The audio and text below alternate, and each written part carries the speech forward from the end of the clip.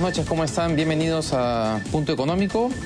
El día de hoy vamos a conversar en la segunda parte del programa sobre un evento que se realiza todos los años en Canadá vinculado a los proyectos de minería junior en el mundo. En los últimos años Perú ha sido como una vedette, ha generado mucho atractivo y queremos conversar con el presidente del Instituto de Ingeniero de Minas, que ha estado presente en este evento, para ver qué cosa es lo que ha pasado este año con la delegación peruana en particular. Creo que van a haber algunas sorpresas en ese sentido. Pero en el primer bloque del programa vamos a estar con Gustavo Guerra García, presidente del directorio de Protransporte. Gustavo, buenas noches, gracias por estar acá. Buenas noches, David, muchas gracias por la invitación. El domingo hubo este semidebate, que fue semi porque por la ausencia de algunos representantes de los promotores de la revocatoria. No queremos entrar a esa parte política, pues es un programa económico, pero lo que sí queremos tocar son básicamente los temas que se han criticado a la Municipalidad de Lima, específicamente en el tema de las obras, que es básicamente lo que se repite mucho en los medios para mostrar o demostrar que el municipio ha sido ineficiente y que no ha hecho nada en esos 2 años. Bien, entonces quiero comenzar con un tema que es muy sensible y que ha estado mucho en los medios también en los últimos tiempos, y es que es económico, que es el tema de los peajes.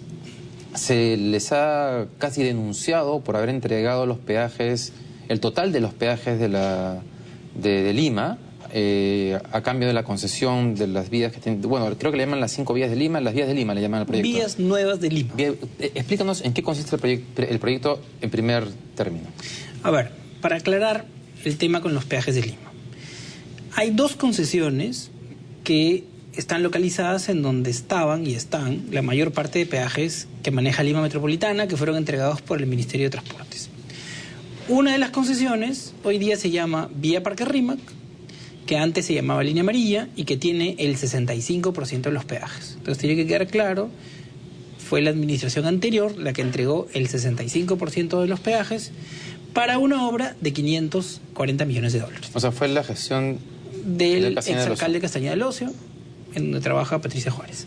Y nosotros, esta administración de Susana Villarán, ha entregado el 35% de los peajes para una obra casi del mismo monto que la anterior, de 500 millones de dólares. Entonces, el primer lugar es, el grueso de los peajes, ¿quién los entregó? No nosotros, sino los que nos quieren criticar.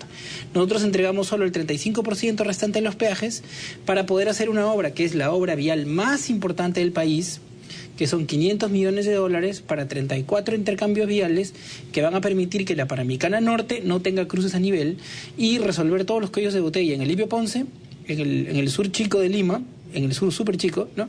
Y en los cruces del Derby hasta los cruces de Javier Prado con la Panamericana. O sea, todos van a tener pasos a desnivel para evitar que haya estos cruces. Exactamente. Van a ir intercambios viales para convertir la Panamericana Norte, Sur y obviamente la conexión de evitamiento, que está bajo el contrato de Vía Parque Rímac, ¿no es cierto?, en un todo integrado que nos permita ir desde el óvalo de Santa Anita hasta la Panamericana Norte, cerca de Ancón, en 45 minutos en lugar de 2 horas, y de la Panamericana, del óvalo de Santa Anita hacia el sur, en 35, 38 minutos en lugar de en 1 hora y media, como es hoy día en el promedio, ¿no? Ok, ahora, se ha criticado no solamente que se han entregado los peajes, que ya nos has aclarado que es el porcentaje menor a lo que se ha entregado antes en la gestión de Castañeda, sino que los peajes van a comenzar a subir de valor antes de que se inicien las obras o de que sean terminadas las obras que se han entregado, o sea, que forman parte de la concesión. ¿Es esto cierto? A ver, es bien importante aclarar este punto. En general, en el Perú, en todas las concesiones, siempre se ha establecido, se parte del nivel de peaje actual, luego, pasado un determinado tiempo y determinados hitos en el contrato, se eleva el peaje porque se formaliza con el IGB, ¿ok? Porque se formaliza con el IGB. O sea, al peaje se le va a incrementar se le añade el valor del IGB. ¿Ok? Lo cual significa que, por ejemplo, para la logística de carga formal, no es un costo adicional porque ese es un crédito fiscal por el uso del IGB. Expliquemos bien el tema del crédito fiscal. O sea, actualmente, tanto el concesionario como una empresa, cuando paga el peaje, al no tener IGB, en realidad no tiene forma de deducir ese pago tributariamente. Claro, exactamente. Por eso en todas las concesiones del Perú y del mundo siempre se incorpora el IGB en el peaje, porque si no, todas las obras que hace el concesionario no pueden tener ese esquema de deducción. En el Perú no estaban incorporadas porque eran cobros públicos y por lo tanto no había necesidad de deducción. El Tribunal Fiscal tuvo una definición del peaje que no le llamó tarifa ni no le llamó precio, sino que le llamaba precio público, una definición súper específica. Y por lo tanto estaba exceptuada del IGB. Y entonces en todas las concesiones, cuando ya el Ministerio de Transportes o el municipio de Lima o cualquier otra entidad que traslade carreteras al sector privado, ya tiene que incorporar el IGB dentro de la estructura, dentro del peaje, ¿no? ¿Eso a partir de cuándo va a suceder? Porque lo que se ha criticado es que eso va a pasar antes de que las obras estén terminadas. En el caso de Nuevas Vías de Lima, eso va a ocurrir en julio del presente año, y después de que se haga la primera obra, que es el intercambio vial de Lipio Ponce. Y luego de la incorporación de los IGBs en ambas concesiones, porque está establecido de forma semejante en ambos contratos, con lo cual no tiene mucho sentido que nos hagan una crítica sobre algo que ellos hicieron de la misma manera, luego ya comienza a indexarse conforme crezca la inflación. Ese es el tema con los peajes. Los peajes son básicamente los mismos. Digamos que en el tema de los precios, el esquema es bastante parecido a lo que ya hizo la gestión Castañeda con Vía Parque Rímac. Pero además es similar a lo que se hace en todas las concesiones, ¿no? Yo fui el coordinador de la Comisión de Concesiones Viales del MTC. Y cuando fui viceministro, saqué adelante la concesión de la Red Vial 5, que fue la primera concesión. Y sigue el mismo procedimiento, ¿no? O sea, tú entregaste los peajes, le incorporaste el IGB y, bueno, y en fin, y luego ya crece con el crecimiento de la inflación, ¿no? Ahora que has mencionado el tema de Vía Parque Rímac, también los han... creo que hay una denuncia en el Ministerio Público que ha sido presentada diciendo que ustedes han cometido la ilegalidad de hacer una adenda. Una adenda al contrato cuando eso es imposible de hacer, o va contra la ley, digamos. Claro, yo creo que lo que aquí ocurre es lo siguiente, ¿no?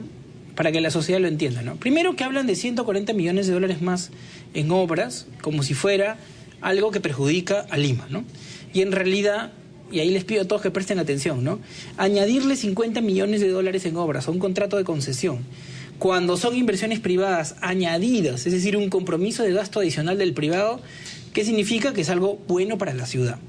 Con esos 140 millones de dólares se van a hacer intercambios entre San Juan del Lurigancho y la Vía Evitamiento, entre Ate Vitarte y la Javier Prado, y además se va a hacer un parque equivalente al Campo Marte, ¿no es cierto?, en el área de influencia de la Vía Evitamiento. Es decir, son 140 millones de dólares adicionales de obras, y que algunas obras incluso pueden ser accesos de desarrollo urbano que pueden permitir incluso refaccionar los puentes que la administración anterior no incluyó para su conservación y que están en la Vía Evitamiento donde estaba el proyecto de Línea Amarilla y no los incluyeron. Podemos derivar algunos recursos hacia los estudios técnicos y hacia una parte de las obras de esos puentes que hoy día están en peligro porque no los incluyeron en el contrato de concesión, a diferencia de Nuevas Vías de Lima, en que todos los puentes de Panamericana Norte Sur y Ramiro Prelé están incluidos en el programa de conservación de la concesión. Hablemos del tema de la reforma del transporte, que ustedes como administración edil se jactan de que es lo más importante que han hecho, y desde el otro lado lo que le dicen es que más bien no se ha hecho absolutamente nada.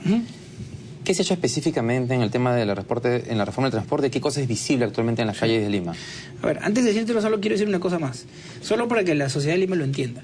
Si nosotros añadimos 140 millones de dólares más de inversiones y el proyecto de Nuevas Vías de Lima, de Línea Amarilla, que hoy día es Vía Parque Rímac, sigue siendo rentable, quiere decir que las ganancias extraordinarias no están en nuestra adenda, sino están en la situación anterior.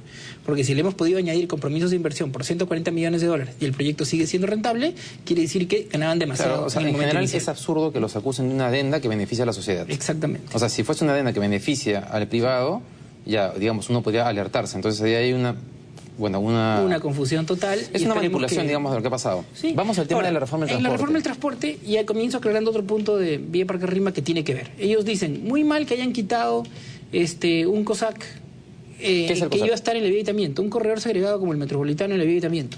Y claro, lo quitamos porque obviamente los corredores complementarios coinciden con las líneas de metro que dentro de 7, 8, 9, 10 años se van a hacer. Y lo sustituimos por un corredor complementario, que es una solución mucho más flexible, pero también más larga, y que no solo es la Vía Evitamiento como el proyecto original, sino es todo el corredor de Panamericana Norte Sur y Evitamiento. O sea, ¿va a haber transporte público en el medio ahí? O sea, va a haber transporte público. Claro, ahora hay, digamos, combis y todo, o sea, claro. Por todos lados. En donde hay espacio, con tachones, se va a tener corredores exclusivos para los buses, pero en general, ¿no? La Panamericana va a tener la Panamericana Norte, Sur y Evitamiento, son el eje con más pasajeros de los 5 corredores complementarios. Y va a haber una concesión, paraderos nuevos, señalización y semaforización en todo el eje de la Panamericana Norte, Sur y Evitamiento, porque va a haber un proyecto, va a haber un corredor complementario. Cuando Protransporte determine la factibilidad de la infraestructura del corredor complementario, hay cláusulas en el contrato 910 de Lima que permiten que esos mismos concesionarios puedan desarrollar la infraestructura pública del corredor. ¿Qué cosa hay hoy que se pueda ver?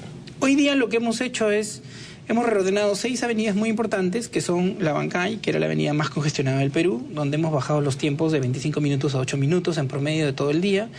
Hemos reordenado Manco Cápac, donde hemos bajado los tiempos de 30 minutos a 15 minutos. Hemos reordenado el eje de Tacna y Garcilaso, que hemos bajado tiempos de 25 minutos a 12 minutos.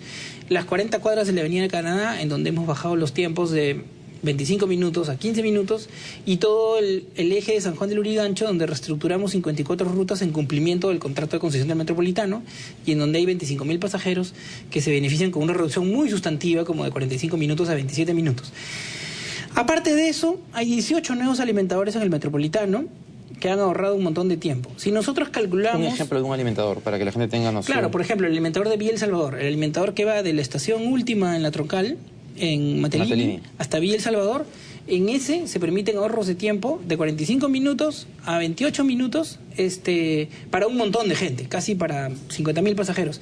El alimentador de la playa, por ejemplo, es otro alimentador súper importante que nosotros le hemos implementado, y son 15 en general, ¿ok? Hay otros a Comas, a Caraballo, en fin. Hay 15 alimentadores nuevos, y si nosotros valoramos el tiempo en 8.8 soles, que es el valor del tiempo que ha calculado el Banco Central de Reserva, el 2011, los beneficios de la reforma del transporte causados por la Gerencia de Transporte Urbano equivalen a 230 millones de soles, y los beneficios de la reforma del transporte en ahorro de tiempo calculado para los alimentadores y los servicios expresos del Metropolitano, que ahorran muchísimo tiempo, se calculan en 250 millones de soles. En total, nosotros hemos logrado que 1,5 millones de personas que circulan por estos nuevos alimentadores del Metropolitano y servicios expresos, y por las avenidas reordenadas por la Gerencia de Transporte Urbano, hemos logrado que ahorren 13 minutos de ida y 13 minutos de vuelta en promedio para 1,5 millones de personas, y por lo tanto eso es lo que esperamos lograr al término de la reforma. Es decir, entre julio y julio de este año al otro, lo que vamos a tener es los mismos beneficios de reducción de tiempos a la mitad, ya no para 1,5 millones de personas, que es lo que hemos logrado hasta ahora, sino para 5 millones de personas, que son las que se mueven alrededor de los corredores complementarios.